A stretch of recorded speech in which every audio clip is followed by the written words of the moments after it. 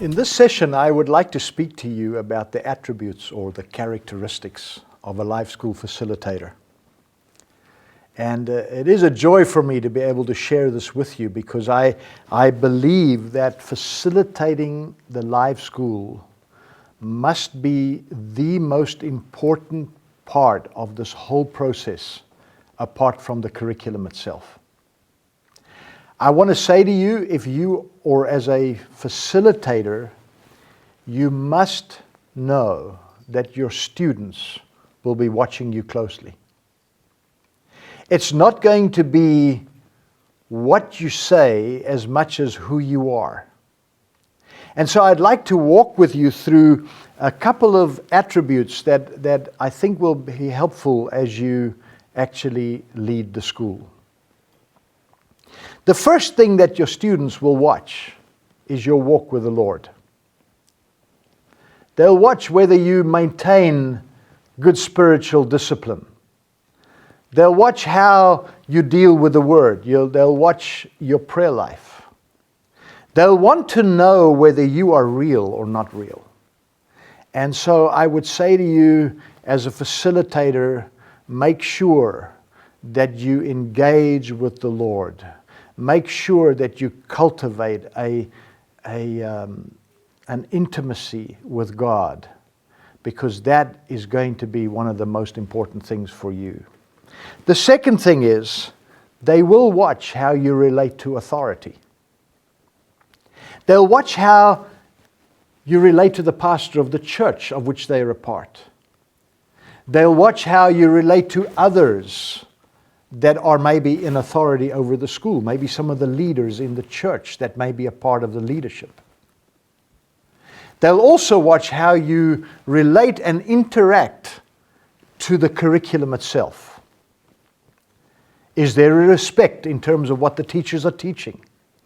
Are you really feeling like, man, I can go with this. I know this is the right thing. And there's no doubt that they'll be looking at that. The third thing I want to share with you is they will watch your vision and your passion for mission. There's no way that you can just stand in front of that class and say, I want you to watch these videos and we'll talk about them a little bit, but there's no heart and there's no passion for the unreached. There's no passion for those that don't know Christ. The moment they see that, they are going to be saying, well, why in the world are you the one standing in front of us? They will also watch your heart to reach those that are unreached. And that is a part of the focus of the Life School, is how do we plant churches among unreached towns, villages, people, and areas. And so they'll watch that. They'll want to know whether you have a good knowledge of the unreached. And I would suggest to you today that you make sure that you know what's going on around you. Spend time in research. Spend time to find out who those are that do not know. Spend time to find out where in your area or your country are those that maybe have never heard. And I want to say to you, with the migration of people from around the world to different parts of the world, it is not even difficult anymore to find people that are unreached. But they would want to know whether you have actually taken the time to find out who they are. When it comes to the time of outreach, and in a different session, you will be spoken to about outreaches and what to do in terms of outreaches. But when it comes time for the outreaches, I want to say to you, don't just today make a decision that tomorrow we're going to go and do this outreach down the street there, or in some part of the city. Make sure you have planned them well and make sure that you're focusing on the unreached. Why? Because when you do that, your vision and your mission passion is going to be right there for everybody to see. And that's really important. The fourth thing that they would look at is, what is your commitment to them as students? These are not objects to be trained. The people that sit with you in the class are not just, oh, well, they've come to watch a couple of videos or whatever. You have to be able to say, I'm going to take time to build relationship with them. And I want to say that must be one of the most important things, if ever you're going to train somebody, is to make sure that you've built a relationship. Make sure that you have in your time and in your schedule the time to counsel when counseling is needed. And maybe as I say that, maybe let me just say as well, if you get into a counseling situation that you don't know how to deal with, and you will get into those situations for sure as you go through the curriculum of the life school, then rather find somebody that can help you. Go to the pastor. Go to the pastor's wife. Go to somebody that understands, because some people are going through some things that not all of us can deal with. I have found in my own life that I can counsel in certain areas, and in other areas, I'd rather find somebody that has got maybe more knowledge about one of those aspects. The fifth thing I'd like to share with you, what will these students watch for? What would they look at? They will look at your stewardship. So what do you mean by that? Well, they will look at how committed you are to time. Are you going to be at the class, wherever the school's going to be run, before it starts? Please do me a favor. Don't arrive there after the time. The moment you do that, the whole class will become lax in how they come to class. When they know that you're on time, when they know you're expecting them to be on time, they will see you to be a good steward of time and begin to fall in line with that. And frankly, apart from you being on time, if you're going to be a good steward, make sure that your students are there on time. If they come late, maybe there's one day of grace, but after that there's no grace. Does that make sense? Because I think when we're busy training people to work among unreached, to work among places where the demonic may even be very strong, when we're working there, we better be sure that we have a disciplined life. In your stewardship, they will watch how you look after the equipment that is used to run the school. If you're just going to leave the television set there and it can collect dust and you never think of covering it up, or you never think of locking it away, or etc., your students will become like that. They will look at whether you expect this class to be neat and tidy. And let me tell you, the environment that people are taught in is, if that environment is good, people will be taught well. If you walk into a class, which I have done before, and hear a bunch of papers lying, and there's a whole lot of dust around, and the place just doesn't look good, well, don't be surprised if your students don't look good either.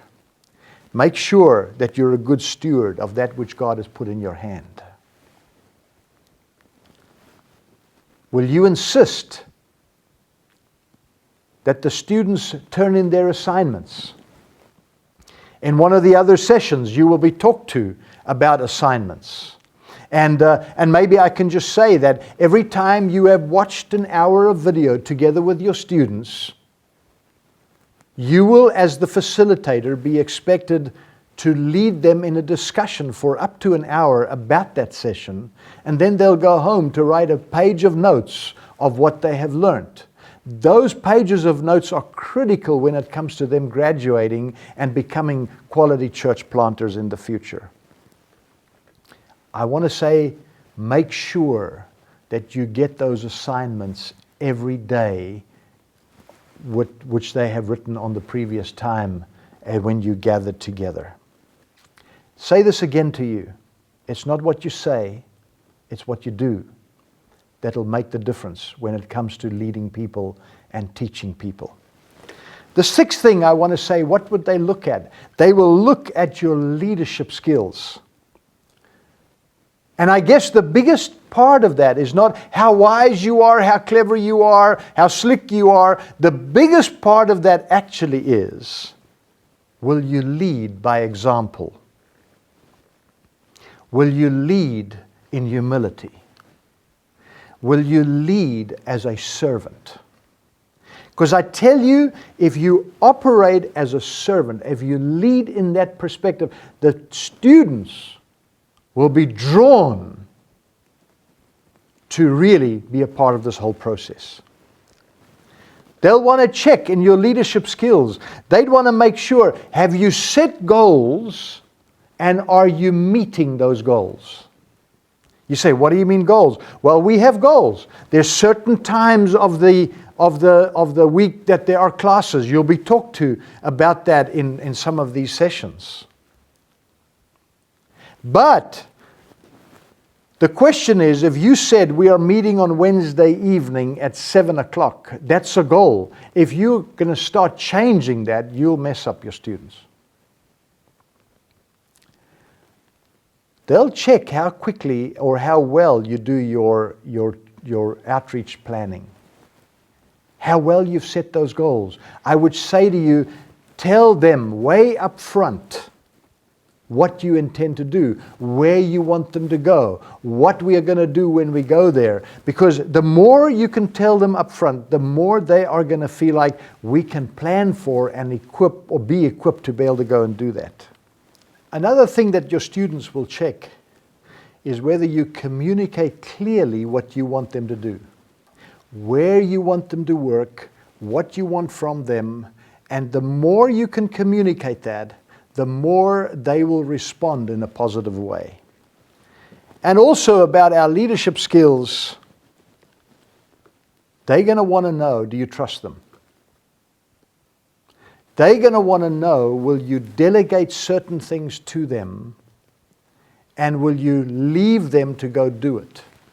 At the same time, they will want to know that there's a safety net so that if you did delegate something and you could see it was going to fall between the cracks, that you could get in behind them to make sure that it didn't fall between the cracks and make sure that they didn't look bad, but they actually look good. The seventh thing that they will look at, and that they will, when they look at you, they'll check it out, is your walk of faith. I have found this to be one of the biggest challenges in my life. It's great to say we are going to go do this, that, and the other, and then the next moment it is, well, how do we get the doors open? How do we get the transport arranged? Or the big question always in missions, which I think is sometimes a big question, shouldn't be, but how do we get the money to do this? And when I as the leader begin to vacillate, when I as the leader begin to say, oh my goodness, I don't know that we're going to be able to put these resources together, the moment I do that, all the people around me start doing that. And so your walk of faith becomes critical. And I want to say to you, one of the things that the Lord will teach you as you facilitate your school is to walk in faith. And it's a wonderful thing, to say the least. They will watch. When everybody says it cannot be done, then you say, because the Lord told us, it will be done. Does that make sense? And so our faith is not based on just, just a hairy-fairy idea of, well, I think we're going to do this, but rather a word from the Lord. When I know the Lord has said, do this, that, and the other, I start a walk on that road. And let me teach you something about faith quickly. How do you do faith? How do you do vision? The only thing I know to do in that is to take the next step. I have found that the Lord does not give me 5, 6, 7, 10 steps down the road. Why? Because my character will run to the last point the Lord communicated, and I'll forget about everything that He's tried to teach me in the meantime. So the key is, when you walk in faith, is to listen to the Lord and to walk in total obedience to what He says. The last point I want to share with you, that they will watch, is, do you lead a balanced personal and family life? It's amazing the premium that people put on that part of our lives. Does your spouse support you if you are married? Or are you out here doing this thing on your own and she or he is not happy with that? That is a big problem. And that needs to be dealt with, because you can only lead to a certain degree and then miss that. I am not saying that your spouse has to come and do everything that you are doing. I'm saying that spouse has got to be behind you to say, go for it, man. This is what God's told you to do, and I'm happy that you're doing it. And it's amazing when you have that kind of commitment, how things come together in the spiritual realm. If you have children, of which I now have grandkids, but I want to say to you, if your children are not excited about what you're doing, something's wrong. And your students will watch very closely. What is these family ties look like? Your students will watch how much time do you spend at home? How much time do you spend with your people? And if you may be there today and you say, well, you know what, I'm not married, I don't have a family. Well, you do. You still have your own family. How committed are you to them? How committed are you to your mom, your dad, your extended family? Because all of that says something about the character that you're going to minister to these people. I pray the Lord bless you as you lead your school. And I pray you take these 8 points and make sure that they are part of you when you begin to lead the life school.